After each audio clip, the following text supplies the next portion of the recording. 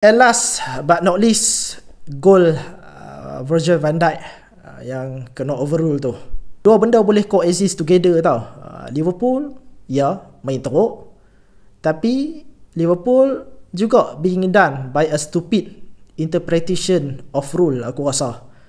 Sebab rata-rata semua orang kata gol lah. Semua tu probably kecuali ref, VAR dan juga fan City lah kot. Sebab daripada awal lagi Donnarumma memang nampak bola tu daripada awal sampai habis. Tak ada langsung elemen blocking the view. Tak ada langsung yang katanya posisi robo ni membuatkan Donnarumma ni tak boleh full stretch dan tak boleh buat stun. Bagiku masalah sebenar ialah Donnarumma tu positioning dia tu sendiri yang salah. Daripada awal-awal lagi. Sebab kita boleh perhati yang dia menapak ke kanan dulu. Barulah dia bergerak ke kiri. Tetapi bila dia bergerak ke kiri tu dah terlambat lah. Bola tu dah pun berada di belakang net.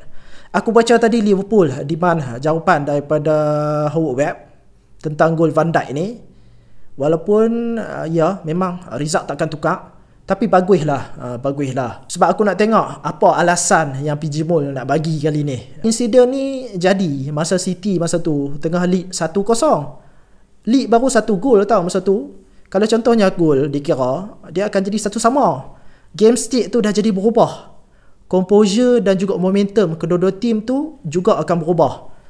So aku tak berapa faham pun dengan orang yang cakap, oh kalau gol kira pun City menang 3-1. Dah. No. Football doesn't work that way, my friend. Bola sepak ni satu sukan yang kita kata low scoring sport. Dia bila skor 1 gol pun gol tu boleh jadi penting. Tambah pula dengan perlawanan high stake macam ni, bagiku you just cannot do that.